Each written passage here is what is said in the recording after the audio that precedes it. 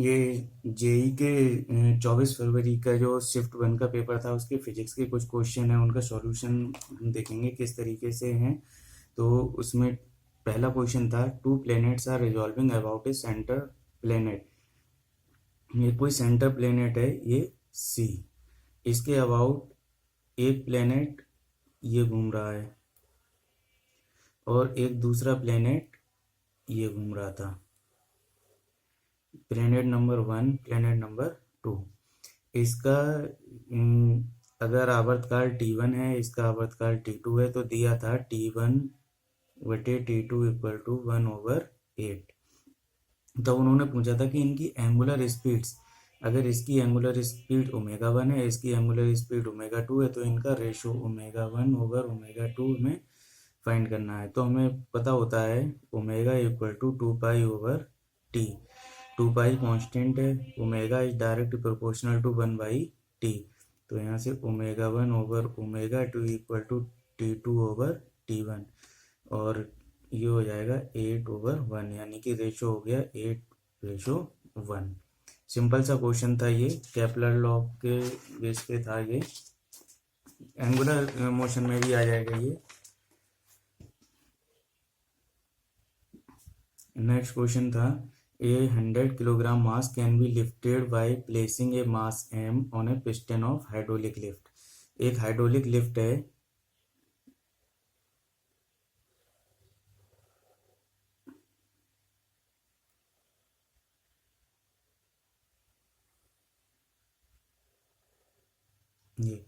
ये है जहाँ पर हम मास उठाते हैं। मान लो ये कोई एक कार है, उसको उठाया जा रहा है, और ये पिस्टन है जहाँ पर हम नीचे की तरफ फोर्स लगाते हैं। तो इस बार फोर्स लगाया गया है, यहाँ पर एक मास m रख दिया गया। यहाँ पे क्या रख दिया गया? मास m। जब इस पे मास m रखा है, तब उसका नीचे की तरफ जो फोर्स होगा वो कितना होगा? mg। और इसकी रेडियस, जो ये पिस्टन है यहाँ पर, इसकी रेडियस अगर हम मान लें कितनी है? स्मॉल r है, और इसकी कैपिटल R है, इसकी रेडियस हम मान लें r। तो ये काम करता है पास्कल लॉ पे, जिसमें इधर अगर प्रेशर P1 है, इधर प्रेशर P2 है, तो पास्कल लॉ क्या कहता है? प्रेशर P1 और P2 एक दूसरे के कैसे होने चाहिए? इक्वल होने चाहिए। P इक्वल टू होता है F/A, तो ये F1/A1 equal to F2/A2। F1 इसका जो वैल्यू है वो कितना है? mg। और इसका जो एरिया होगा वो कितना होगा? πr² equal to F2। इसका जो मास है वो बोल रहे हैं कितना उठाया जाता है? 100 किलोग्राम। तो इसका जो नीचे की तरफ फोर्स होगा वो कितना होगा? 100 kg। इतना ही ऊपर की ओर लगाया जाएगा, तभी तो ये उठ पाएगा इधर। तो ये कितना है? 100 g। और इसका एरिया कितना है? πR²। अब वो बोलते हैं कि the diameter of first loading piston is increase by 4 times. ये जो पिस्टन है, इसका जो डायामीटर है 4 गुना कर दिया गया, तो रेडियस भी 4 गुना हो जाएगी। तो इसकी रेडियस हो गई 4r। And the second piston of diameter decrease by 4 time. इसका डायामीटर और पतला कर दिया गया, यानी कि ये जो पहले r था वो कितना रह गया? r/4। तो वो कहते हैं for the same mass m, यानी ये तो यहीं रखा रहे, how much weight can we lift. तो इधर मैक्सिमम कितना वेट उठाया जा सकता है? तो इधर मान लो जो नया वेट है वो कितना है? m है। यहाँ इतना ही रखा है उन्होंने। तो फिर इधर P1 dash equal to P2 dash होगा। मान लो नया प्रेशर है कितना है? P1 डैश है, और P2 डैश इधर होगा, इधर P1 डैश होगा। ये हो जाएगा F1 dash upon A1 dash equal to F2 dash over A2 dash. अब इसका जो नया है वो कितना है? वो तो पूछा है इन्होंने, तो इधर तो अच्छा, इधर हमने 1 माना है, तो इधर तो हो गया ये mg। ओके। और पाई r की जगह है यहाँ पर r/4² इक्वल टू F2 कितना है? mg ओवर पाई r की जगह यहाँ कितना है? 4r²। ये हो जाएगा 4 का स्क्वायर 16 आएगा, 16 ऊपर पहुंच जाएंगे, यहाँ बचेगा अंदर mg over πr² equal to mg over pi r square into 1/16। यहाँ पर अगर हम देखें तो ये 16, ये वाला 16 mg/πr², इस पूरे की वैल्यू कितनी है 100g/πr², और इसके बराबर में ये चल ही रहा था।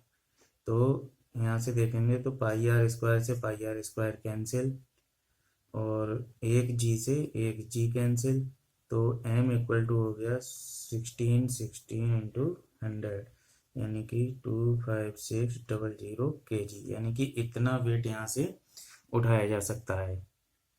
ये पास्कल लॉ पे बेस्ड क्वेश्चन था। नेक्स्ट क्वेश्चन है, ये करंट का क्वेश्चन है। ये the current in a conductor I equal to 20t² 8t। तो I इक्वल टू हमें पता है, इक्वेशन दे रखी है, प्लस 8t²। जी इनिशियल टाइम 0 है, मैक्सिमम टाइम जो लास्ट करंट कितने 15 सेकंड तक फ्लो हुई है, तो उसके बीच में कितना चार्ज फ्लो हो जाएगा। तो हमें पता है जो आई होता है आवेश प्रवाह की दर dq/dt, उसको क्या बोलते हैं, करंट बोलते हैं। तो 20t² plus 8t², dq equal to 20t² plus 8t² dt। Charge निकालना है पूरा, तो इंटीग्रेशन कर देंगे, 20t² dt plus 8t² dt। जब टाइम 0 है तब चार्ज 0 होगा, जब टाइम t इक्वल टू 15 हो गया तब मान लो चार्ज कितना है, q है। तो ये तो हो जाएगा q equal to 20 t³/3 0 to 15 plus 8 ये 8t है यहाँ, 8t, तो ये हो जाएगा t²/2, 0 से 15 इक्वल टू 20, ये 15/3, 0 रखेंगे तो वो माइनस हो जाएगा, इक्वल टू ये हो जाएगा 15 का स्क्वायर 225/2, ये यहाँ से कट गया, 20 पंजे 100, और 15 का वर्ग 225 इंटू 100 प्लस 4, और 4 से करेंगे 4 पंजे 20, 2 4 दूनी 8 होते 10 का 0, यहाँ से 1 4 दूनी 8 और 1 9। ये तो इनको अगर हम जोड़ेंगे तो कितना आ जाएगा, 0 0 9 5 14 के 4 हासिल 1 और 3 2, इतने कूलाम चार्ज आ जाएगा।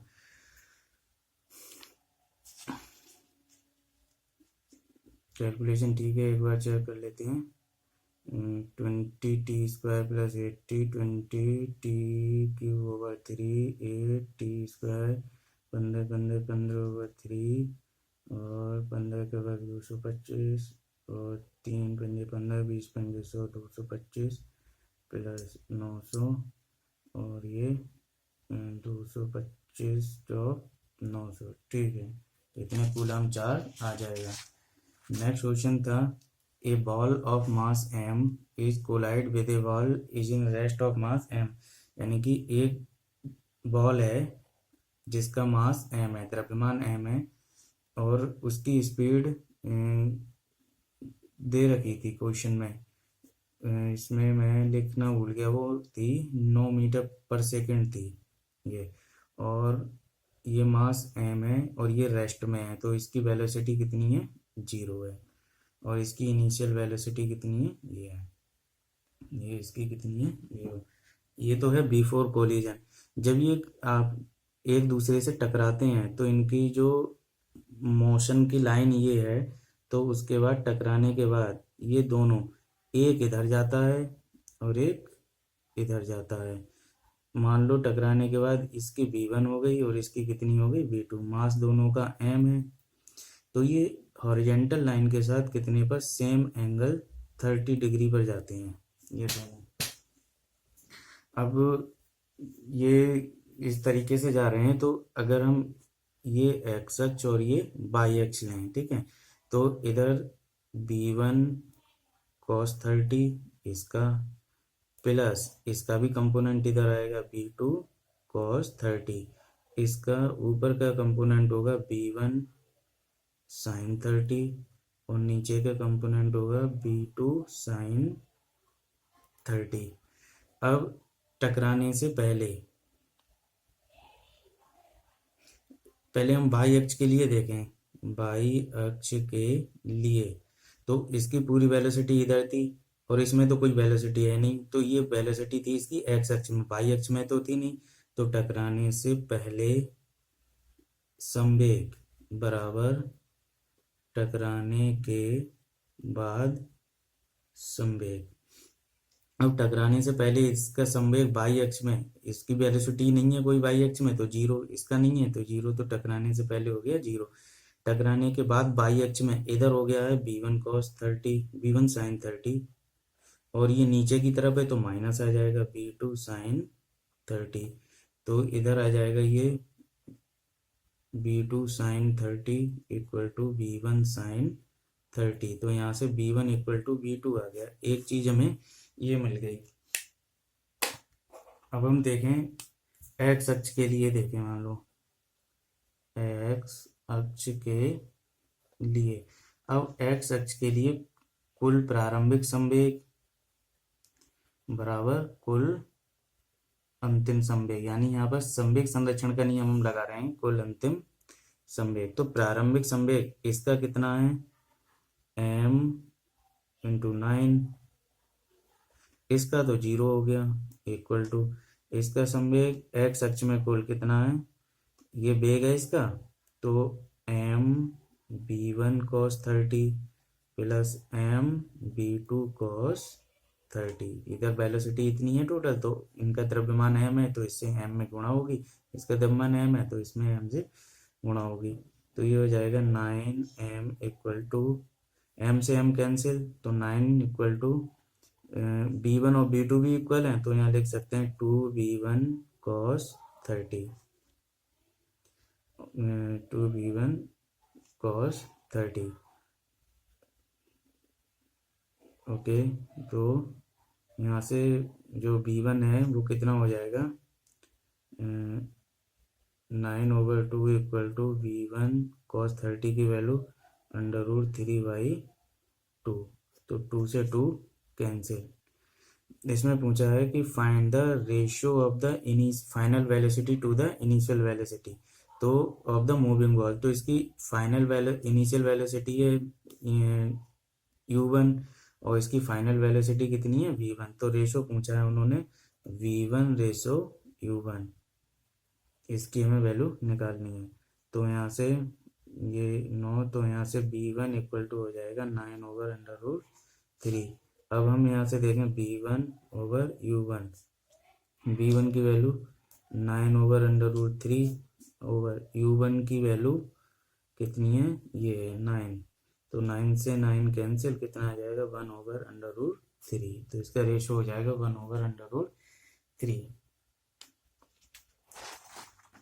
नेक्स्ट क्वेश्चन था कि find the minimum force required to stop the block. जैसे मान लो ये दीवार है और दीवार पे अगर कोई ऐसे मान लो हम ये गुटका लगा दें तो ये नीचे की तरफ गिरेगा, तो इधर से हाथ लगाना है मान लो ये फोर्स रोकने के लिए, जिससे कि घर्षण उत्पन्न हो जाए।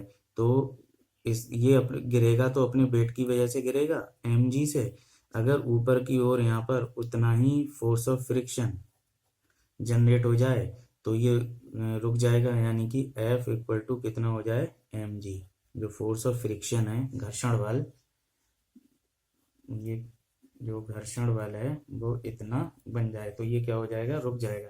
अब अगर हम फोर्स इधर लगाएं तो इसका एक रिएक्शन फोर्स इधर आएगा, जब ये रिएक्शन फोर्स इधर आएगा तो F इक्वल टू कितना होगा, R होगा बैलेंस के लिए, क्योंकि ना तो गुटका इधर जाएगा और ना दीवार को तोड़ेगा उधर, तो ये दोनों आपस में बराबर होंगे एक्शन रिएक्शन फोर्स से। अब ये यहाँ पर रुका रहे इक्विवेलेंट रहे तो F इक्वल टू mg। अब ये कितना होता है F mu R equal to m into G, ये R की जगह कितना है F है, तो mu F equal to mg, तो F इक्वल टू हो गया mg ओवर म्यू। अब वैल्यू रख देंगे। एम द्रव्यमान दिया हुआ है 0.5, जी की वैल्यू वो बोल रहे हैं 10 लगानी है, ये 0.2, पॉइंट हटा के ये हट जाएगा 5, तो एफ इक्वल टू आ गया 25 न्यूटन, यानी हमें इसे रोकने के लिए कितना फोर्स लगाना होगा, 25 न्यूटन का। ओके, एक नेक्स्ट क्वेश्चन है, ये a vertical cross section of plane is Y equal to x square by 4, तो ये पैराबोला है और वो भी Y equal to x square की टर्म में है, तो ये क्या कैसा है, बाई एक्सिस का पॉजिटिव पैराबोला है ये क्योंकि x की वैल्यू अगर पॉजिटिव है तब तो बाई पॉजिटिव, अगर x की वैल्यू नेगेटिव रखें -2 रखें तो भी ये कैसी आएगी, पॉजिटिव आएगी। तो इसमें मान लो कोई वीड है, वो यहाँ से चलना स्टार्ट हुआ, वो कहते हैं कोफिशिएंट ऑफ फ्रिक्शन दे रखा है इन्होंने म्यू इक्वल टू कितना है 0.5, find the maximum height eight which the particle can stay in centimetre.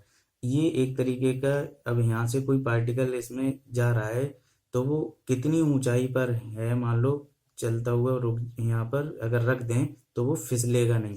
तो ये एक तरीके का ऐसा है कि ये इंक्लाइन प्लेन है, ये गुटका हम कितनी ऊंचाई पर रखें कि वो यहाँ पर फिसलेगा नहीं। तो मान लो ये कितनी ऊंचाई पर है,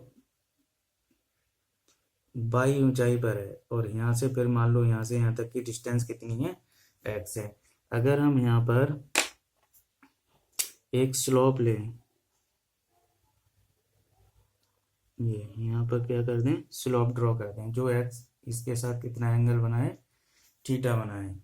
तो अगर यहाँ पर ये जो स्लोप है थीटा है, इंस्टेंटेनियस स्लोप है इस वाले पॉइंट ए पर, तो स्लोप होती है tan थीटा।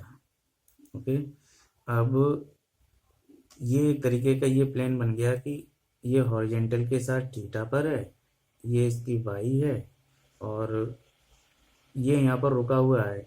अगर इसका घर्षण गुणांक म्यू हो तो ये कंडीशन होती है कि म्यू इक्वल टू कितना होना चाहिए, tan थीटा होना चाहिए।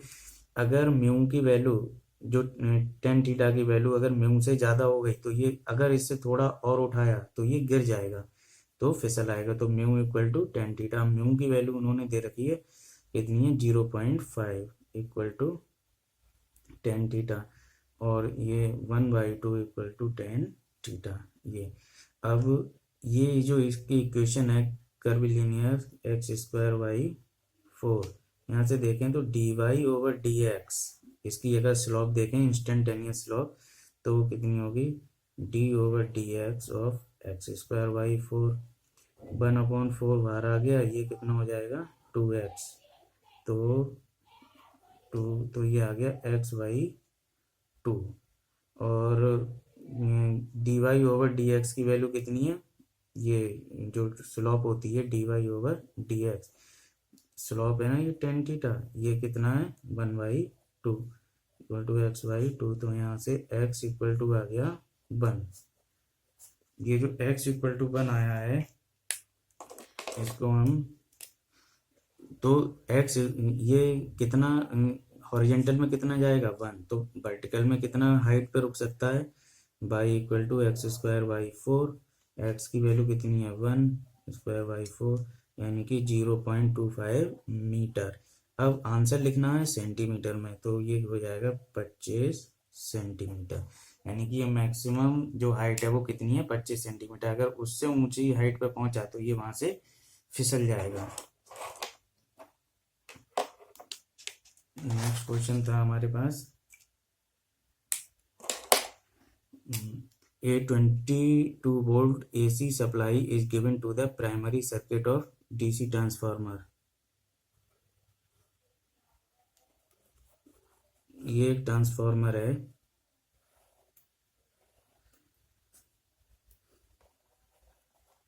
और ये यहाँ पर कितना दिया गया 220 वोल्ट में दिया गया, और इस यहाँ पर फेरों की संख्या N1 है, यहाँ पर फेरों की संख्या F2 है। यहाँ पर इन्होंने एक रेक्टिफायर लगाया, डायोड लगाया, और यहाँ पर जो आउटपुट मिला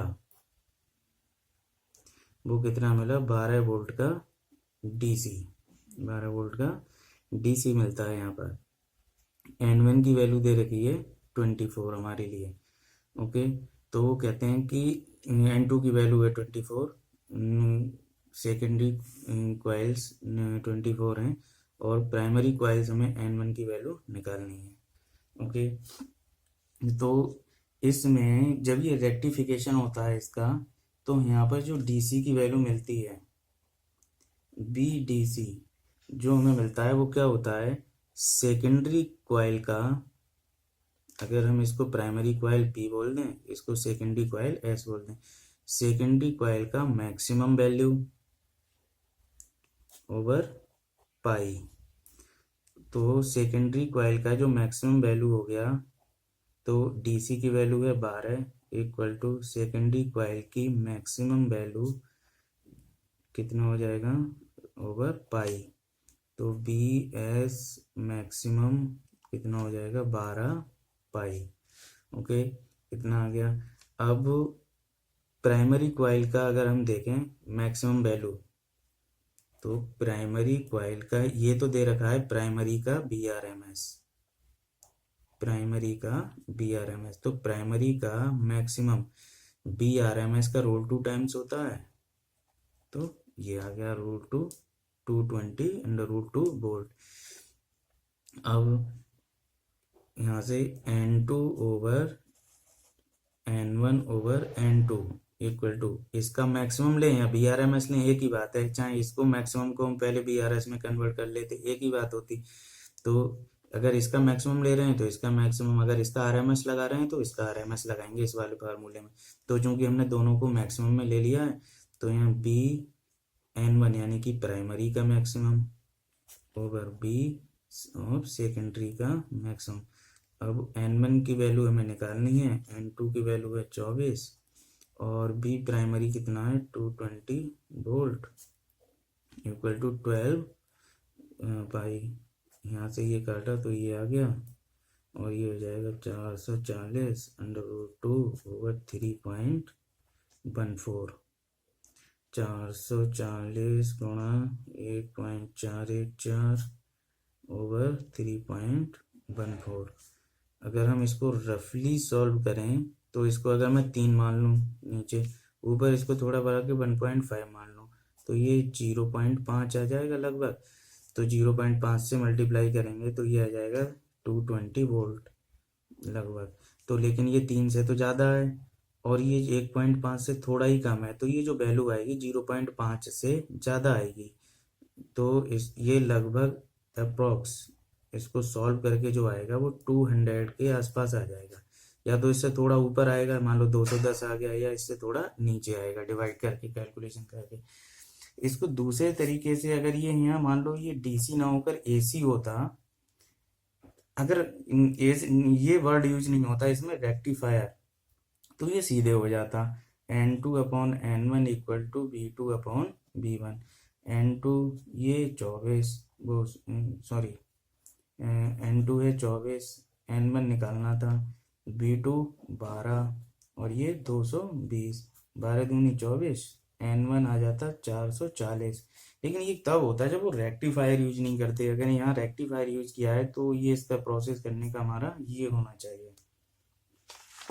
कैलकुलेशन में देख लेंगे ये कितना आएगा। नेक्स्ट क्वेश्चन था, बहुत इजी था। द डी ब्रोगली, ये 2 स्टेटमेंट थे, तो the de Broglie wavelength of proton varies inversely with linear momentum. तो इसका हमें पता है कि जो de Broglie lambda equal to होता है H/P, यानी कि lambda is directly proportional to 1/P। तो इनवर्सली प्रोपोर्शनल है लीनियर मोमेंटम के, यानी कि जो डी ब्रोगली तरंगदैर्ध्य है प्रोटॉन की वो व्युत्क्रमण पाती है रेखीय संवेग के। ठीक है, पहला कथन तो सत्य हो गया ये। फिर दूसरा, एज वेवलेंथ इंक्रीज, अगर हम लैम्डा की वैल्यू बढ़ाएं तो एनर्जी और मोमेंटम बढ़ेंगे। अगर हम लैम्डा को बढ़ाएंगे तो पी की वैल्यू तो घटेगी, क्योंकि यहाँ से पी डायरेक्टली प्रोपोर्शनल 1/लैम्डा, लैम्डा बढ़ाएंगे पी घटेगा। और ये यहाँ कह रहे हैं लैम्डा बढ़ाएंगे वेवलेंथ को तो मोमेंटम भी बढ़ेगा, लेकिन ऐसा नहीं हो रहा। तो ये कैसा है, फॉल्स है, यानी असत्य है ये। तो पहला स्टेटमेंट सही है और दूसरा गलत है। अगला ये बहुत इजी था, इसमें ये हाइड्रोजन परमाणु या किसी का भी ये लीनियर जो रेडिएशन स्पेक्ट्रम लाइंस होती हैं उनका डायग्राम था। तो इसमें स्टेटमेंट देखना था, तो ए बी सी ये रेखाएं हैं, इनके बारे में पता करना था। तो n इक्वल टू 1 में आ रही है तो ये हो गई लाइमन, और कहाँ से आ रही है, इन्फिनिटी से, तो ये इसकी हो गई आयनन रेखा। इसको हम सीरीज ऑफ लिमिट भी बोल सकते हैं, यानी सीरीज की अंतिम रेखा। तो सीरीज ऑफ लिमिट लाइमन का कौन कौन से में इसमें है, इसमें सेकंड बोल रहे हैं तो ये तो होगा नहीं। फिर ये दूसरे में आ रहा है तो ये वामर बन गया, ये लाइमन था, और ये क्या बन गया, बामर। बामर की पहली यहाँ से, दूसरी यहाँ से, तीसरी यहाँ से, तो बामर की हो गई तीसरी रेखा ये। तो बामर की तीसरी, ये सेकंड बोल रहे हैं तो ये नहीं होगा। अब ये हो सकता है और ये हो सकता है। अब ये वाली चेक कर लेते हैं, तीसरे में आ रहा है तो पाश्चन होगा, पाश्चन की पहली, पाश्चन की यहाँ से आएगी तो दूसरी, तो ये पाश्चन है, और उसकी कौन सी है, ये सेकंड। तो पाश्चन की सेकंड ये, यानी कि ये हो गई सीरीज लिमिट ऑफ लाइमन, वामर की तीसरी, पाश्चन की दूसरी रेखा। ये क्वेश्चन था जिसमें पहला दे रखा है कि I1 है moment of inertia ring about diameter. ये रिंग है और इसके डायमीटर, इसके अलोंग, ये रिंग है और इसका diameter I1 equal to 1/2 mr²। अगर इसकी रेडियस r है और इसका मास कितना है, m है। रेडियस और मास सबके सेम है इसमें। दूसरे वाले में पूछा है mi of disc about central axis. एक डिस्क है, इसकी सेंट्रल एक्सिस ये, और परपेंडिकुलर टू द प्लेन, ये डिस्क है इसका। तो ये भी इतना ही होता है, 1/2 mr²। mi of moment of inertia यानी जड़त्व एक ठोस बेलन का, ठोस सिलेंडर ये। तो इसकी एक्सिस ऑफ जो ज्योमेट्री है उसके अलोंग पहुंचा है, तो इसकी रेडियस r, मास m, ये भी कितना होता है, इसी के बराबर होता है I3। mi of solid sphere about diameter, ये सॉलिड स्फीयर है और इसके डायमीटर के अलोंग जो I4 है वो कितना होता है, 2.5। ये फार्मूले हमें याद होने चाहिए, तो हम देख लेंगे। देखो I1 I2 I3 इक्वल है, ये इक्वल है, और I4 क्या बड़ा है, तो I4 तो इनसे बड़ा नहीं है क्योंकि ये 0.5 है और ये 0.2 का आएगा, तो ये वाला नहीं है। कह रहे हैं I1 और I2 बड़ा है, ये भी नहीं है। अब ये दोनों बचे, तो इनको चेक करेंगे। तो I1 प्लस I2, तो I1 I2 हाफ हाफ, तो ये पूरा mr² हो गया, इक्वल टू I3 है 1/2 mr², और ये कितना है 5/4, यानी कि 5/4। I4 की वैल्यू 2/5, 5 से 5 कट गया, ये कट गया, तो ये हो जाएगा 1/2 mr² प्लस 1/2 mr², तो ये पूरा mr², यानी कि ये वाला ऑप्शन हमारा सही है।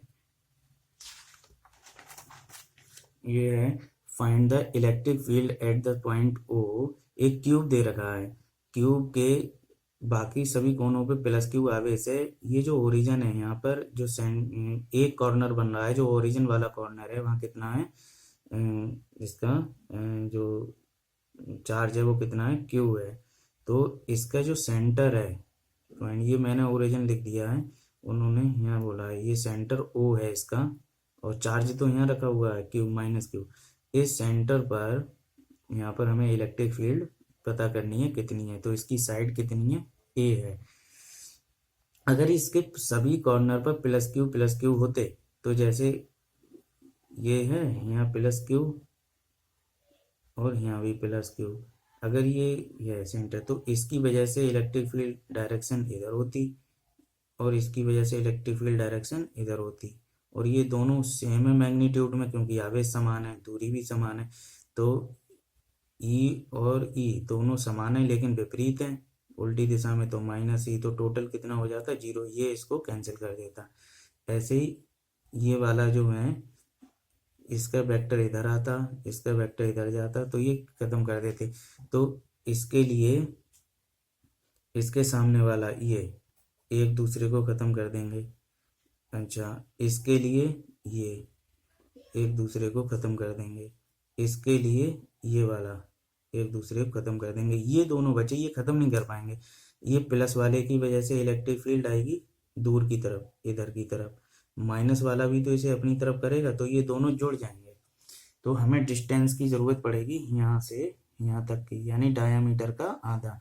तो पहले तो हम इसका डायामीटर देख लें, विकर्ण डायागोनल, सॉरी डायामीटर नहीं, डायागोनल विकर्ण डी इक्वल टू कितना हो जाएगा, a√3।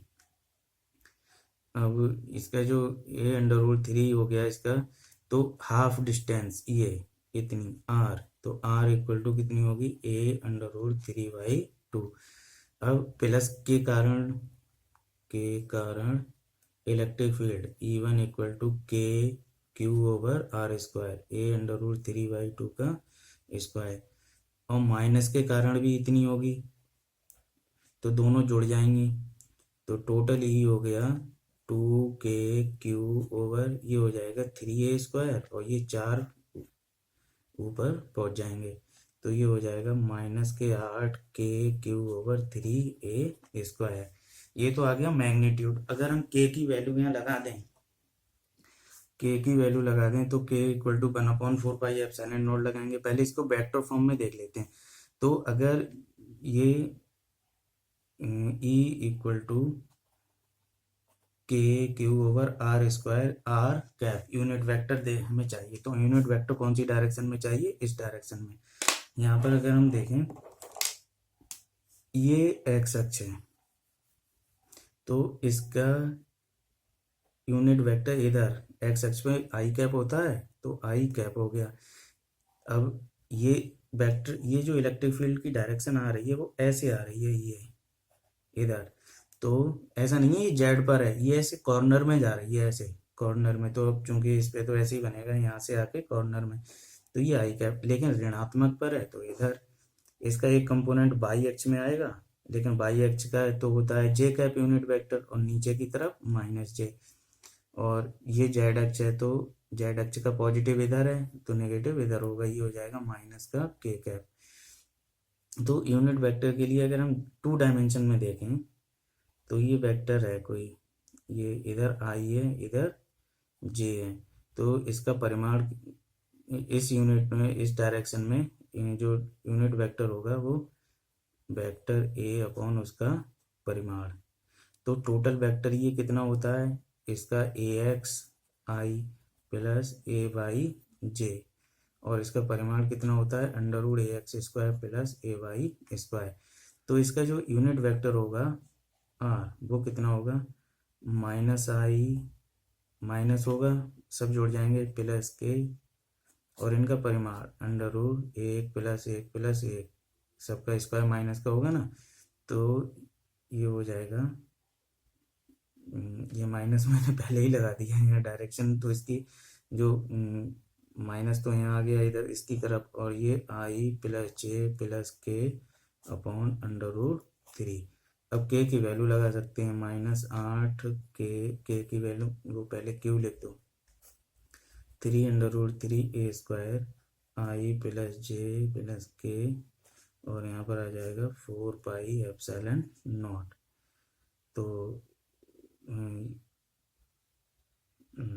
4πε0 इतना। अब 4 3 12, ये 4 दूनी 8, यहाँ काट सकते हैं, 4 दूनी 8, तो -2qi plus j plus k/3√3πε0a²। ये हो गया। किसी ने बताया कि आई की जगह उन्होंने एक्स कैप, बाई इसकी जगह बाई कैप और जेड कैप लिया है, तो ये भी लिखे जाते हैं IJK की जगह। अगला था, a transistor if increase in emissive current, emitter current है ट्रांजिस्टर की, वो इंक्रीज होती है 4 मिली एम्पियर, तो डेल्टा IE, इमीटर करंट को IE से डिनोट करते हैं, 4 milli ampere. And corresponding increase in collector current, collector current को हम IC से कर सकते हैं, ये इतनी दे रखी है। तो करंट गेन बीटा पूछा है, तो बीटा इक्वल टू होता है α/1 - अल्फा, और अल्फा इक्वल टू होता है डेल्टा IC/डेल्टा IE। तो डेल्टा IC की वैल्यू 3.5 मिली एम्पियर, ये 4 मिली एम्पियर। तो पॉइंट हटाएं 0, 5 सत्ते 35, 5 अट्ठे 40, तो ये आ गया 7/8। यहाँ वैल्यू लगा देंगे 7/8 अपॉन 1 माइनस 7/8। 1 माइनस ये 8, तो ये आ जाएगा 1/8। 8 से 8 कैंसिल, तो ये कितनी आ जाएगी 7। तो इसका बीटा कितना है 7। फार्मूला बेस्ड क्वेश्चन था ये in AC series LCR resonant circuit R, resonant circuit का आर प्रतिरोध गिवन है, फ्रीक्वेंसी गिवन है, एल इंडक्टर गिवन है, फाइंड द क्वालिटी फैक्टर यानी गुणवत्ता कारक या गुणवत्ता गुणांक भी बोलते हैं, कारक या गुणवत्ता गुणांक। तो ये Q इक्वल टू होता है XL ओवर आर। XL होता है ओमेगा L ओवर आर और ओमेगा होता है 2πf L ओवर आर। तो 2 की वैल्यू 3.14, आर की वैल्यू F 10 गुणा 10⁻6 मेगा है, तो मेगा की जगह ये इतना, तो 2 गुणा 10⁻⁻4 ये लगा दिया। आर 6.28। अब इन दोनों की गुणा करेंगे तो ये पूरा 6.28 बन जाएगा, इससे ये कैंसिल हो गया। तो ये 2 10⁻1 और 6 7, 7 में से 4 गए 3, तो 2 गुणा 10⁻3 यानी कि 2000। और ये मात्रकहीन होता है क्योंकि इसकी यूनिट ओम और इसकी यूनिट ओम। अगला ये कम्युनिकेशन से था क्वेश्चन। उन्होंने बोला है कि जो मॉड्यूलेट करंट जो वेव है उसके जो वेरिएशन है, प्रोपोगेशन है, वो इस फॉर्म में है। जो कैरियर करंट है जिसमें जो ओरिजिनल पल्स होती है वो कैरियर के रूप में, जैसे साइकिल के कैरियर पे कोई बैठ के जाता है वैसे इस वाले पे वो बैठ के जा रही है। तो वो कह रहे हैं कि एम्पलीट्यूड मॉड्यूलेशन कितने प्रतिशत है। तो ये सीधे फार्मूला बेस्ड क्वेश्चन है। जो m% होता है एम्पलीट्यूड, कभी इसे ऐसे भी लिख सकते हैं, तो वो कितना होता है am ओवर जो कैरियर का है एम्पलीट्यूड वो इंटू 100%। एम्पलीट्यूड लेना है ना, केवल एम्पलीट्यूड, तो ये होते हैं एम्पलीट्यूड। तो ये तो हो गया am यानी कि मॉड्यूलेट वेव का एम्पलीट्यूड।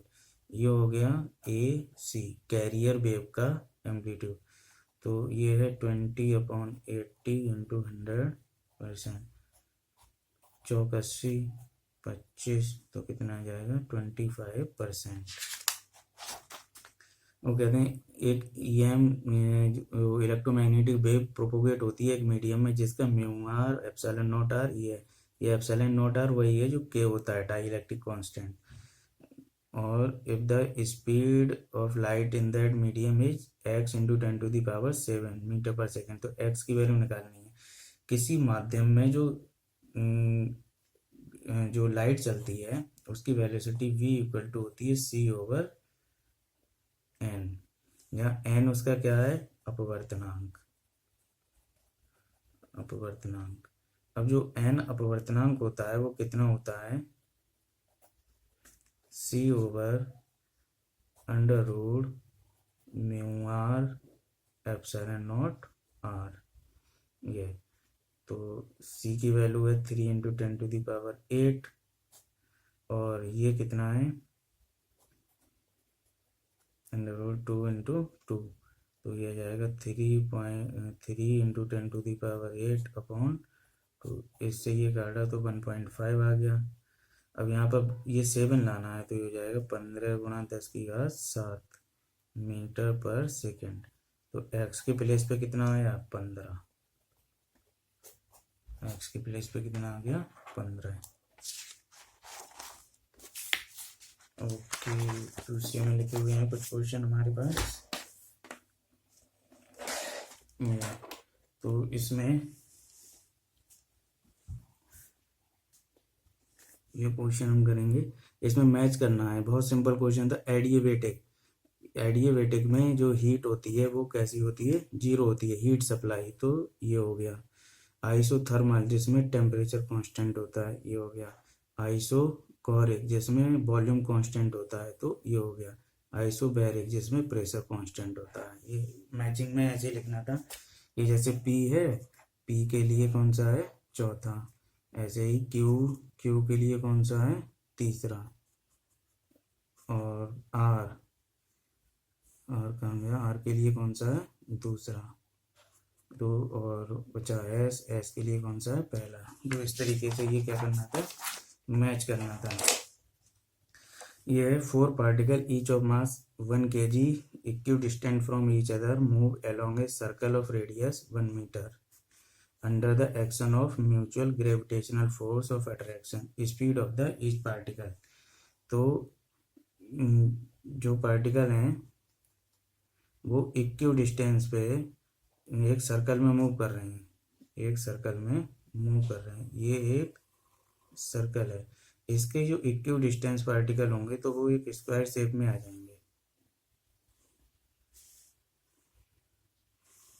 ये अब यहाँ पर 1 kg 1 kg 1 kg 1 kg और इनका जो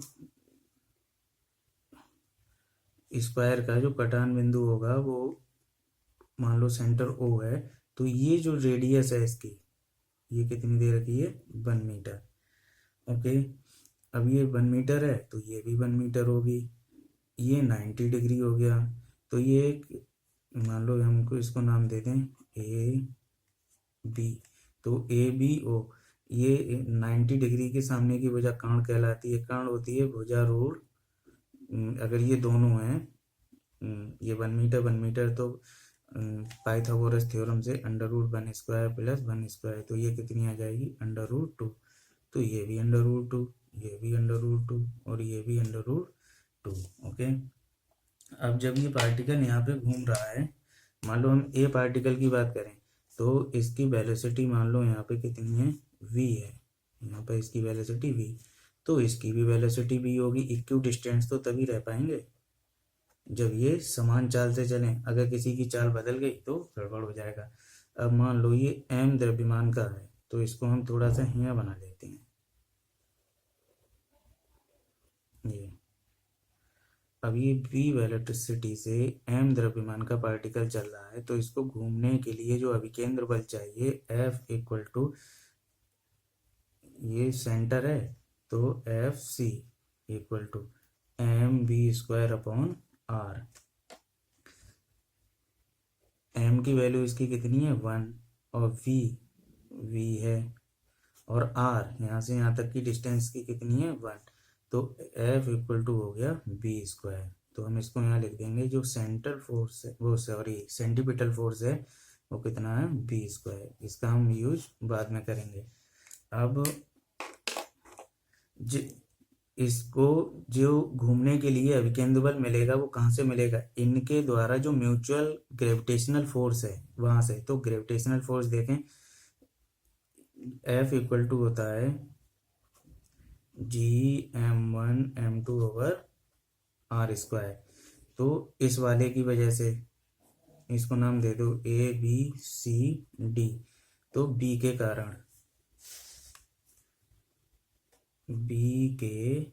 कारण F1 इक्वल टू m1 और m2 1 है, तो 1 होगा। यहाँ से यहाँ तक की डिस्टेंस √2 का स्क्वायर कितना हो गया, G/2। इसका डायरेक्शन अट्रैक्शन का है तो इधर होगा F1। F2 मान लो इसके D के कारण F2 इक्वल टू, ये भी इतना ही होगा G/2, और उसका डायरेक्शन कहाँ होगा, इधर F2। ओके, इसको यहाँ बना देते हैं ऐसे, ये F1 और ये F2 दोनों 90 डिग्री पर हैं। तो इनका रिजल्टेंट इधर आएगा। और अगर F1 और F2 दोनों बराबर हों आपस में और एक दूसरे से 90 डिग्री पर हों, तो उनका जो रिजल्टेंट होता है वो √2 टाइम्स होता है किसी एक का। जैसे ये F1 तो ये रिजल्टेंट आएगा कैसे, under root f1² plus f2²। 90 degree है ना, तो जो plus 2f1 f2 cos 90 term आती है वो जीरो हो जाएगी। तो cos 90 की term zero, f1² plus f2²। f1 और f2 इक्वल हैं, तो एक f बाहर आ गया, तो अंदर क्या बचा, अंडर रूट 2। तो इन दोनों का परिणामी इधर की ओर कितना है, अंडर रूट 2f। अभी ये वाला और है, तो इसका फोर्स इधर और होगा, तो c के कारण F3 इक्वल टू कितना हो जाएगा, G m1 m2/r। तो ये कितना है, a कितना है, a कितना है, तो टोटल हो गया ये 2 का स्क्वायर, तो ये हो जाएगा G/4। अब इधर की ओर जो फोर्स, जितने भी फोर्स लग रहे हैं, ये कहाँ लग रहा है, F3 लग तो इधर ही रहा है F3, तो वो किसके बराबर होंगे, FC के। किसके बराबर होंगे, FC, क्योंकि यही तो तीनों मिलके किसका काम कर रहे थे, टोटल ग्रेविटेशनल फोर्स किसका काम कर रहा था, अभिकेंद्र बल का। तो टोटल अभी ये जो टोटल ग्रेविटेशनल फोर्स कितना हो गया, इन दोनों का परिणामी कितना आया, under root 2f, under root 2f। और इस f की वैल्यू भी तो है कुछ, वो कितनी है, G/2। तो कितना है, अंडर रूट 2 G/2। इन्हीं का तो परिणाम ही निकाला था, f1 का और f2 का, तो आया था under root 2f G/2 plus साथ में इसका कितना है, G/4 इक्वल टू FC की वैल्यू कितनी है, b²। ओके, तो यहाँ से b इक्वल टू हो जाएगा अंडर रूट, अब यहाँ पर हम देखें कुछ, ये है under root 2G/2 plus G/4। अब इसमें एलसीएम आ जाएगा 4, तो 2√2G प्लस G/4, तो वर्गमूल से बाहर आ गया ये हाफ, और अंडर बचा G2√2 प्लस 1। तो ये ऑप्शन हो गया हमारा इसमें।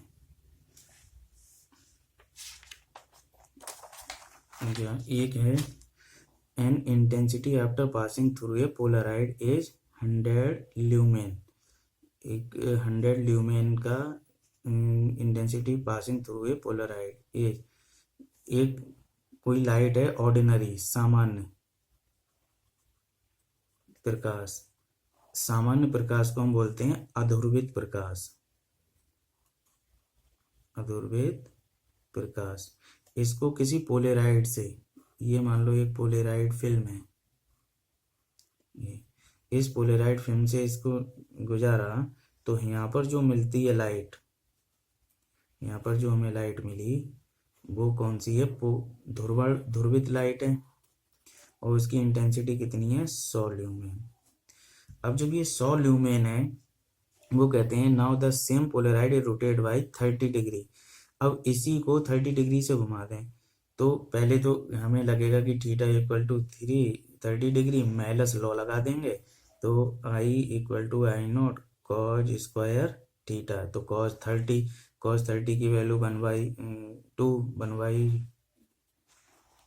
1 स्क्वायर 30 1/2 का स्क्वायर 100 गुणा 1/4 25 आ जाएगा। लेकिन ये नहीं है, ये जो लॉ होता है मेलस लॉ, वो किसके लिए होता है, ध्रुवित लाइट। लेकिन यहाँ तो ये जो सामान्य लाइट है वो कैसी आ रही है, अध्रुवित। अगर इस पोलराइड के पीछे वो यहाँ पर यूज करता कि ये पोलराइज्ड लाइट या फिर ध्रुवित प्रकाश, लेकिन उसने क्या बोला, intensity after passing through the Polaroid, Polaroid से पास होने के बाद इतनी है। तो ये जो प्रकाश है वो कहाँ से आ रहा होगा, अध्रुवित प्रकाश होगा, पोलराइड पे डाला है, या तो पोलराइड पे पहले ही एक पोलराइड लगा के इसके आगे एक पोलराइड और लगाएं, तो उसके लिए ये मेलस लॉ काम करेगा। लेकिन ये तो अध्रुवित प्रकाश है, और अध्रुवित प्रकाश में हम इसको कितना भी घुमा लें, ये इसके 360 डिग्री में वेक्टर चलते हैं, तो ये सारे वेक्टर जो इतने यहाँ मिल रहे थे, इसको कितने पर भी घुमा दें उतने पर ही मिलते रहेंगे। तो चाहे 30 से घुमाएं, चाहे 60 से, चाहे 90 से, 180 कहीं भी घुमा दें, new intensity after passing through it वो कितनी रहेगी, उतनी ही रहेगी जितनी पहले थी। तो ये कितना रहेगा 100। कुछ लोग यहाँ गलत करेंगे मेलस लॉ लगा के, लेकिन मेलस लॉ कब लगेगा, जब ये ध्रुवित प्रकाश होगा। लेकिन ये प्रकाश ध्रुवित तो नहीं है, फर्स्ट पोलराइड है, और जो अध्रुवित प्रकाश के सामने है। तो जितने वेक्टर ये पास करा रहा था, वो कितना भी घुमा दो उतने वेक्टर इससे पास होते रहेंगे, क्योंकि इसके वेक्टर पूरे स्पेस में फैले रहते हैं। अगला है a side of cube A is made, एक क्यूब है, इसकी साइड कितनी है, ए है। 6 आइडेंटिकल सीट, ये इसकी जो सीट है, मेटल की सीट है, एक जैसी हैं। If the coefficient of linear expansion, इसका अल्फा दे रखा है, okay. And the temperature increase by T to delta T, तो इसका टेम्परेचर कितना बढ़ा दिया गया, पहले टी था और बाद में डेल्टा टी और जोड़ दिया गया, तो टोटल टेम्परेचर हो गया T plus delta T. Change in volume, तो इनिशियल वॉल्यूम कितना होगा इसका, ए क्यूब। और हमें पता है गामा इक्वल टू कितना होता है, delta V upon V into delta T. तो change in volume delta V कितना हो जाएगा, गामा वी की वैल्यू कितनी है, ए क्यूब डेल्टा टी। इसका अल्फा दिया हुआ है और हमें पता है गामा इक्वल टू कितना होता है, 3 अल्फा। तो गामा की जगह 3 alpha a cube delta T. तो 3 a cube alpha delta T, ये ऑप्शन हो गया। Find the total work done A B C cycle process when P1, एक इसमें ग्राफ दे रखा था, पीवी ग्राफ, ये ऐसे, इधर वॉल्यूम है, इधर प्रेशर है,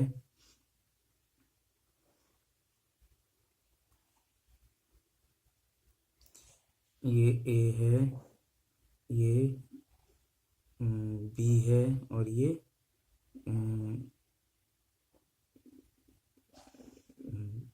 यहाँ है ए,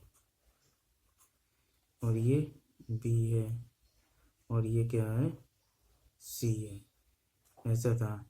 तो इसमें जो ए से बी, ए से बी, और ये इस तरीके का, तो पूरे में ए बी सी ए, यहाँ से इतने में हमें निकालना था। कंडीशन उन्होंने दे रखी है P1 B1 equal to NRT, ऐसे।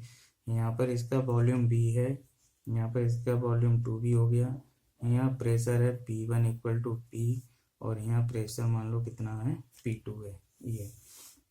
तो उन्होंने ये दे रखा है, इसमें टोटल यहाँ से ए बी बी सी, इसमें हमें जो वर्क डन निकालना है टोटल, ए से बी, बी से सी, और सी से ए, टोटल वर्क डन इसमें निकालेंगे। तो पहले हम निकाल देते हैं, तो वो बता रहे हैं ए से बी क्या है, आइसोथर्मल है ये, और बी से सी कैसा है, आइसोबैरिक, यानी जिसमें प्रेशर कांस्टेंट है, और सी से ये आइसोकोरिक, जिसमें क्या है, वॉल्यूम कांस्टेंट है। तो टोटल वर्क डन जो होगा वो कितना होगा, ए से बी के लिए प्लस डब्ल्यू बी से सी के लिए प्लस डब्ल्यू सी से ए तक के लिए। अब इसको सबसे पहले डब्ल्यू ए बी आइसोथर्मल है, यानी समतापी, तो जो टेम्परेचर यहाँ होगा वही टेम्परेचर यहाँ होगा, दोनों पे टेम्परेचर कैसा होगा, समान होगा, लेकिन यहाँ पर टेम्परेचर कैसा होगा, अलग। तो इसको अगर हम B1 मान लें और इसको P1 मान लें, तो C पर P1 B1 बराबर कितना है, NRT है। अब B से C तक, पहले B से C तक के लिए इसमें क्या है, प्रेशर कांस्टेंट है, तो जो P1 इक्वल टू NRT है, तो अगर हम मान लें यहाँ पर जो टेम्परेचर है वो कितना है, T है, और यहाँ पर टेम्परेचर कितना हो जाता है, T डैश हो जाता है। तो इस पूरी रेखा पर टेम्परेचर यहाँ भी कितना होगा, T डैश होगा, यहाँ T है, लेकिन यहाँ PV इक्वल टू NRT से। अब यहाँ पर देखो प्रेशर है P, बी पर देख रहे हैं यहाँ पर, और वॉल्यूम कितना है, 2B। यहाँ से एक चीज़ और देख लें कि थोड़ा सा इसको कॉम्प्लिकेटेड नहीं बनाए, आसानी से कर लेते हैं। यहाँ पर P V equal to N R T, यहाँ पर प्रेशर तो कांस्टेंट है, तो V over T equal to हो गया N R over P. N constant, R constant और पी यहाँ से यहाँ तक कांस्टेंट है, तो ये पूरी चीज़ हो गई कांस्टेंट, यानी कि V one over T one equal to V two over T two. V one कितना है यहाँ पर 2b, यहाँ से चल रहे हैं ना इसके लिए, चाहे इसे मान लो, कहीं भी मान लो इसमें, इसको चलो मान लो v, और यहाँ टेम्परेचर कितना है t, b2 की वैल्यू कितनी हो गई 2b, और यहाँ टेम्परेचर कितना है t डैश। ओके, तो b से b कैंसिल, तो t डैश बराबर हो गया 2t। अब समतापी प्रक्रम पे टेम्परेचर कितना, समतापी का फार्मूला होता है nRT log B2 upon B1। तो n r और t की जगह यहाँ पर क्या लगेगा t डैश, क्योंकि यहाँ पर टेम्परेचर है कितना t डैश, log B2 कितना हो चुका है 2b, और B1 ए पर वॉल्यूम कितना था b, इससे ये कैंसिल, तो t डैश की वैल्यू कितनी है 2t, तो 2nRT log 2, ये हो गया ए बी के लिए। अब आ जाते हैं बी सी के लिए, WBC। तो इसमें प्रेशर कांस्टेंट है, तो ये हो जाएगा B, और यहाँ पर volume of C minus volume of B, तो P यहाँ पर कितना है V और माइनस 2B, तो हो गया माइनस का PV। और ये B1 है, ये B2 है, ये P1 है, तो P1 B1 कितना है nRT, तो यहाँ पर ये हो जाएगा माइनस nRT। यहाँ से यहाँ तक वॉल्यूम तो चेंज हो नहीं रहा है, तो इसमें WCA इक्वल टू, वॉल्यूम में कोई चेंज नहीं है, तो वॉल्यूम चेंज नहीं है तो वर्क डन कितना हो जाएगा 0, तो नेट वर्क डन हो गया। इन दोनों को हमें क्या करना है, जोड़ना है, तो 2nRT plus log 2 plus mine, तो प्लस की जगह nRT, और CA का तो हो गया 0, तो इसमें nRT कॉमन आ गया, 2 log 2 माइनस 1, तो 2 log 2 माइनस 1, तो log के लिए इसमें जो लिखा है वो ln लिखा है, तो ln 2 माइनस 1, तो ये हो जाएगा nRT 2 ln 2 माइनस 1। कोई बता रहा था इसमें 2 कॉमन लेके लिखा है, तो 2 कॉमन लेके लिख देंगे, तो ln 2 माइनस 1/2 आ जाएगा यहाँ पर, ये ऐसे। अगला था ये जेनर डायोड का क्वेश्चन है, find the current in 2 kilo ohm. इस 2 किलो ओम में करंट, तो जेनर पहले तो किस पे, रिवर्स बाइसिंग पे काम करता है, यानी कि जो होती है हमारी उत्क्रम अभिनत, एक अग्र अभिनत होती है, एक उत्क्रम अभिनत, पश्च अभिनत जिसे बोलते हैं। तो पश्च में क्या होता है, जो ये पी टाइप होता है, एन टाइप पॉजिटिव से जुड़ा होता है, तो एन टाइप पॉजिटिव से जुड़ा है और ये नेगेटिव से, तो ये वोल्टेज रेगुलेटर का काम करता है, यानी ये 2 किलो ओम के पैरेलल लगा है, तो ये 2 किलो ओम को 5 वोल्ट से ज़्यादा नहीं जाने देगा, तो 2 किलो ओम को वोल्टेज कितने मिल रहे हैं 5 वोल्ट। इसका रेजिस्टेंस कितना है ये, तो इसमें धारा कितनी मिल पाएगी, I बराबर V/R, बी इसका कितना है 5, आर की वैल्यू 2 गुणा 10 की घात माइनस 3, तो 2.5 और 10 की घात प्लस 3, तो 10 की घात माइनस 3 ऊपर जाएंगे एम्पियर, तो 2.5 इसको मिली एम्पियर में लिख देंगे, तो 2.5 मिली एम्पियर की करंट इसमें जाएगी। अगला था, इसमें दे रखा था W work equal to alpha beta square E की power minus x square alpha के T, find the dimension of beta, और लिखा था कि जो x है वो किस में है, मीटर में है, तो इसमें हमें इसकी बीटा देखो, W जूल इसकी तो पता होगी, अल्फा की पता चल जाए तो बीटा की हमें पता चल जाएगी। ई की पावर में जो भी क्वांटिटी होती है पूरी, ये डायमेंशन लेस होती है, क्योंकि ऊपर की डायमेंशन और नीचे की डायमेंशन बराबर होती हैं इसमें, तो इसमें एक्स स्क्वायर की विमा सबसे पहले बराबर होगी अल्फा के टी की विमा, ऊपर नीचे की ई की पावर में जो लिखे होते हैं, ऐसा नहीं है हर जगह। तो एक्स स्क्वायर की विमा metre square L square equal to alpha की हमें पता नहीं, के टी की बहुत जगह से निकाल सकते हैं। ये होता है यू इक्वल टू एन के टी, या 1/2 एन के टी, या 3/2 एन के टी, ठीक है। तो या F/2 के टी यू, जो थर्मल उसमें हम पढ़ते हैं जहाँ स्वतंत्रता की कोटि, तो ये एनर्जी होती है। तो के टी की पूरी की जो विमा होगी वो ऊर्जा के बराबर हो जाएगी, या ई की पावर माइनस ई जी वाई के टी लिखा होता है इस तरीके, जो हमने सेमीकंडक्टर में पढ़ा था, ये N equal to N naught E की power minus A G Y के टी। तो जो ई जी है वही के टी के, ये पूरी विमाहीन होगी, तो के टी की विमा वही होगी जो ई जी यानी ऊर्जा की। तो के टी का जो मात्रक होगा वो जूल के इक्वल होगा, किसके, जूल के। तो अल्फा और जूल को हम लिखते हैं mL/T-2, ये लिखते हैं ना जूल के लिए, हाँ। Joule newton metre, non newton की होती है mL/T-2 L1 to L2, ठीक है। अब यहाँ से अल्फा की कितनी हो गई, इससे ये कैंसिल, तो ये हो जाएगी m-1T2, ओके। अल्फा तो ये आ गया। अब यहाँ से देख लेंगे W की विमा बराबर होगी अल्फा बीटा स्क्वायर की विमा। तो जो बीटा स्क्वायर है इसकी निकालनी है अल्फा, ये तो ई इस पूरे तो विमाहीन हो गई ना, क्योंकि ये दोनों आपस में बराबर होते हैं, कट जाएंगे। तो W की विमा mL/T-2 अपॉन अल्फा की m-1 और T2 बराबर क्या आ गया, बीटा।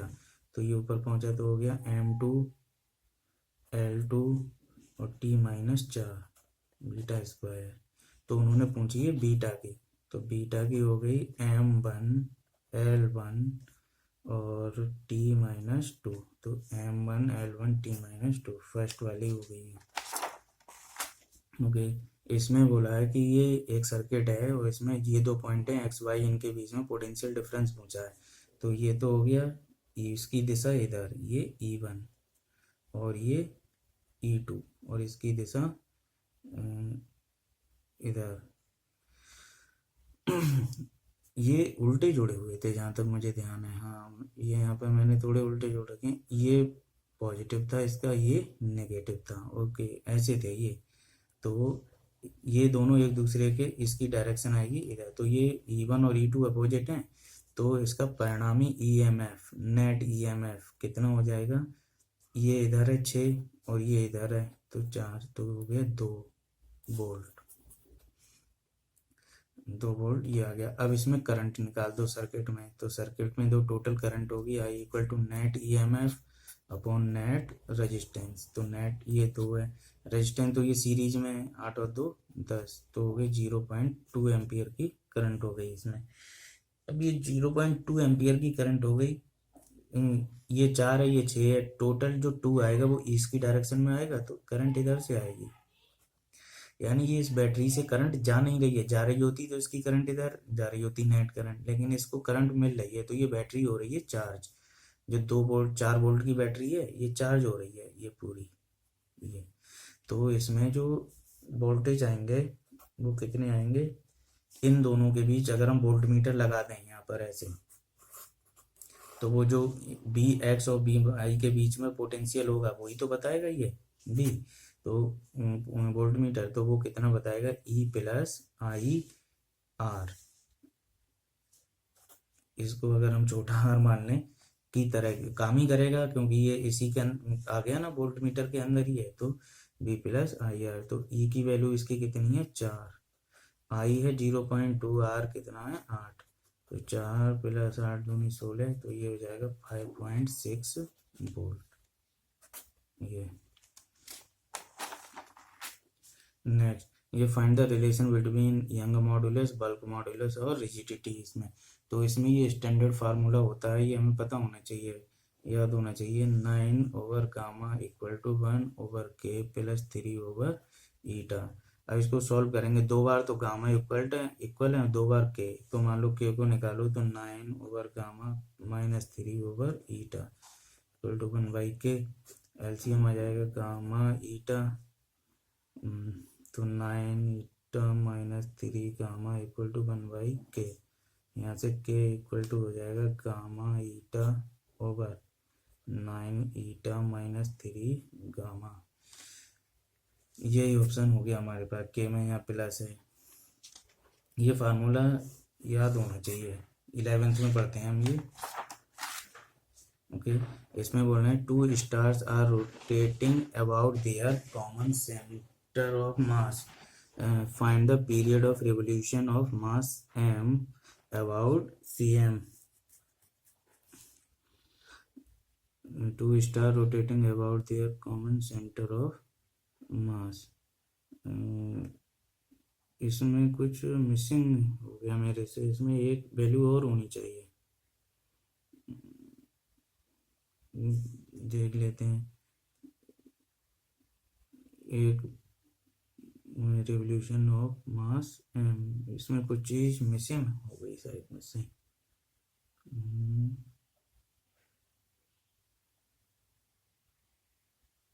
तो ये होगा ऐसे, ये मान लो सेंटर ऑफ मास की एक्सिस है, ये इसका सेंटर ऑफ मास है, और इसके चारों तरफ ये घूम रहा है। ये एक मास m है और ये एक दूसरा मास मान लो कैपिटल M है।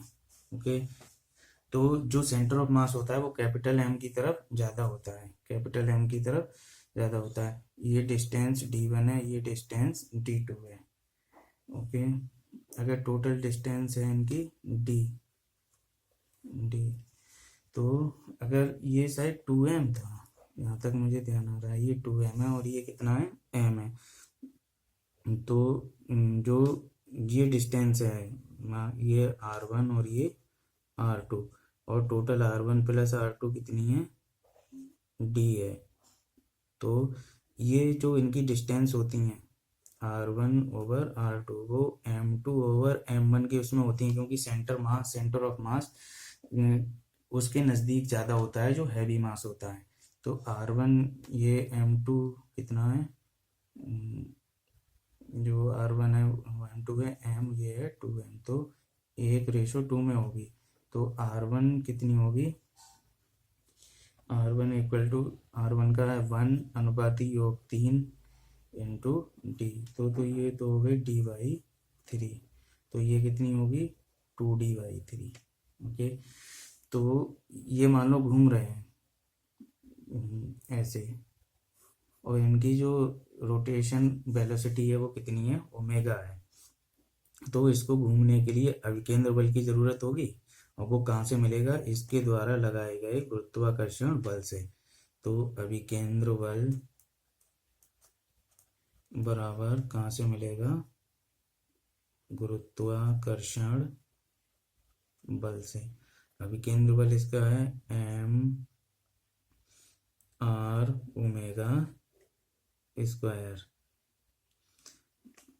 अगर ये होता है mv²/r, और mb इक्वल टू होता है r omega equal to r, तो इससे ये स्क्वायर से कट जाता है, तो ये बचता है mr ओमेगा स्क्वायर अभिकेंद्र बल। गुरुत्वाकर्षण बल कितना होगा, g m1 m2 over r square. Okay, अब ये जो g m1 m2 over r square है, तो m इसका मास m, r इसकी कितनी है 2d/3, तो 2d/3 omega square equal to g, m1 की जगह है m, m2 की जगह है 2m, और इनके बीच की डिस्टेंस है d²। ओके, तो यहाँ से एक m से एक m कैंसिल, तो क्या बचा, 1 2 से 1 2 कैंसिल, तो omega square equal to 3g/d3, 3g/d3 upon d q. तो ओमेगा इक्वल टू हो गया अंडर रूट 3g अपॉन, अच्छा एक एम भी तो बचा था कहीं, ये ऊपर एक एम कटा था, ये एक m 3gm upon d q. अब ओमेगा होता है 2 पाई अपॉन टी, तो 3gm upon d Q. Okay, अब जी ये जो 3g अपॉन डी क्यू है, तो ये पहुंच जाएगा इधर, तो यहाँ से t इक्वल टू हो जाएगा 2 pi under root d q upon 3gm। इसमें अच्छा पीरियड ऑफ रिवोल्यूशन हो जाता है, इसीलिए वह मैं सोच रहा हूँ ओमेगा इसके लिए, तो ये कितना हो जाएगा 2 pi under root d q upon, ये ऑप्शन हो जाएगा, सही है ना, इधर पहुंच जाएगा। ठीक है, अगले में ये ग्राफ था हमारे पास, वीटी ग्राफ है। तो वीटी ग्राफ की इसकी स्लोप ये है, मान लो ये ए बी और सी, इसको इतने पार्ट में बोल दो। तो ए बी के लिए इसकी ग्राफ टाइम के साथ वेलोसिटी कम हो रही है, तो यहाँ तो हो रहा है मंदन। मंदन का मतलब अगर ये ऊपर पॉजिटिव नीचे नेगेटिव, ऊपर पॉजिटिव नीचे नेगेटिव, मंदन का मतलब ए की वैल्यू नेगेटिव होनी चाहिए। तो ए नेगेटिव कहाँ कहाँ है, इसमें नहीं है, हटा दो, इसमें ए नेगेटिव है, अब इसमें भी ए नेगेटिव है, और इसमें ए कहाँ है पहले पॉजिटिव, तो ये हटा दो। अब बचे ये और ये। अब इसमें देखो स्लोप इसकी कैसी है, कांस्टेंट है, कहीं भी बदल नहीं रही है, तो स्लोप इसकी चेंज नहीं हो रही है ए से बी तक। तो इसका मतलब हुआ कि जो ए है वो कैसा है, नियत है, ए कैसा है कांस्टेंट, लेकिन यहाँ तो ए घटता जा रहा है, ए घटता जा रहा है, ए घटता जा रहा है। यहाँ पर ए कैसा है परिवर्ती, ए कैसा है परिवर्ती, तो ये नहीं बचा, ये बचा। अब इसको देखो, ये तो मंदन है, ये क्या है मंदन, यहाँ से तो ये स्लोप इसकी बढ़ रही है ना, यहाँ से इसकी स्लोप यहाँ पर पहुँचने के बाद ये बढ़ने लगी, तो ये देखो त्वरित हो रही है ऊपर की तरफ पॉजिटिव, इतना त्वरण हो गया, और यहाँ क्या था इतना मंदन, तो ये ग्राफ सही हो गया। ओके, ये है if A small block of mass m place gently of mass m it passing through, ये जो m है ये इधर उधर ऑक्सीलेट कर रहा था, इसके ऊपर आराम से स्मॉल m को रख दिया गया। तो वो कह रहे हैं जो पहले एम्पलीट्यूड था वो a है, पहले एम्पलीट्यूड a है, तो बाद में एम्पलीट्यूड इसका कितना होगा। तो इसके लिए हम देखेंगे कि अगर हम इसका इनिशियल ओमेगा देखें, इसका ये कांस्टेंट है, m को रखने से पहले, तो m को रखने से पहले जो इसका ये होगा, क्या बोलते हैं इसको, ओमेगा, तो m को रखने से पहले ओमेगा कितना होगा under root k upon m, under root k upon m, और रखने के बाद ओमेगा डैश हो जाएगा under root k upon m plus m, ये हो गया। जब ये यहाँ से जाएगा तब इसकी जो वेलोसिटी होगी, maximum velocity u equal to वो कितनी होगी, ए ओमेगा, और बाद में जब हमने रख दिया तो एम्पलीट्यूड रखने के बाद मान लो ए डैश हो जाता है, तो वेलोसिटी कितनी हो जाएगी, ए डैश ओमेगा डैश, कितनी हो जाएगी, ए डैश ओमेगा डैश। ओके, अब जेंटली रखा है तो प्रारंभिक संवेग बराबर अंतिम संवेग, प्रारंभिक संवेग इसका कितना है, मास है कैपिटल M, और वेलोसिटी इसकी कितनी है u, बाद में मास कितना हो गया m प्लस डेल्टा m, और वेलोसिटी इसकी कितनी हो गई u डैश। ओके, तो m u इक्वल टू कितना है, a omega equal to m plus m u dash a dash omega dash. Okay, अब यहाँ से हम देखें तो m a ओमेगा ओमेगा की वैल्यू कितनी है, अंडर रूट ये होता है टी बराबर 2 pi under root M upon K, ये होता है ना। तो यहाँ से T upon 2 pi equal to under root M upon K, और यहाँ से अंडर रूट ये के अपॉन एम। अब ये जो ए ओमेगा ये है के अपॉन अंडर रूट में K upon M plus M a dash हमें पता करना है, ओमेगा डैश कितना है, under root K upon M plus M. एक तो यहाँ से कैंसिल हो जाएगा, अंडर रूट के से अंडर रूट के, यहाँ बचेगा एम ए अपॉन अंडर रूट एम। ये पहले ये इसका मास कितना है, कैपिटल एम है, तो यहाँ पर ये कितना होगा, कैपिटल एम होगा। ओके, अब यहाँ से देखो ये एक अंडर रूट से एक अंडर रूट कट जाएगा ये, तो यहाँ बचेगा 8 under root M plus capital M, ये पूरा। और इसको ये अंडर रूट, इसको ऐसा लिख सकते हैं, अंडर रूट लगा दो, इसका स्क्वायर कर दो। अब यहाँ से एक अंडर रूट एम ये एक ये, तो यहाँ पर बच जाएगा अंडर रूट एम ए अपॉन कुछ नहीं बचा, ये यहाँ आ जाएगा M plus M equal to A dash. तो ए डैश इक्वल टू हो गया under root M upon M plus M into A. तो ये कौन सा है, ये ऑप्शन ये सही है। अगला क्वेश्चन था इसमें F omega 1 over omega 2 equal to 1/3 is the ratio of slits with. ये दो स्लिट्स हैं और इन पे लाइट इंसिडेंट हो रही है इधर। इसकी जो चौड़ाई है वो ओमेगा 1 है, इसकी चौड़ाई ओमेगा 2 है, इनका रेशो दिया है। इसमें एक चीज़ और दी थी उन्होंने कि जो एम्पलीट्यूड है ए वो डायरेक्ट प्रोपोर्शनल है ओमेगा के, तो जो इनका रेशो है वही हो जाएगा एम्पलीट्यूड का रेशो, A1/A2 इक्वल टू 1/3। अब उन्होंने पूछा आई मैक्स आई मिन, तो इसका फार्मूला सीधे होता है I max over I minimum equal to A1 plus A2 का whole square upon A1 minus A2 का होल स्क्वायर।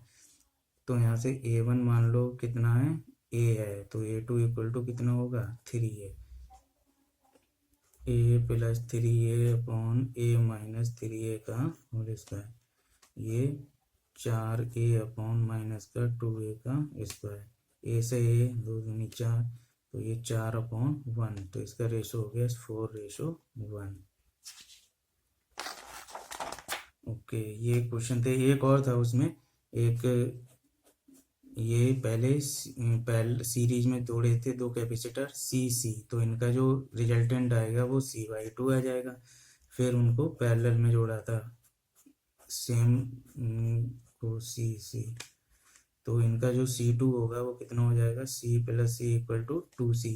तो उन्होंने पूछा था C1/C2, तो C1 की वैल्यू C/2 ओवर C2 की वैल्यू 2C, इससे ये कैंसिल, तो 1/4, तो रेशो हो जाएगा 1/4।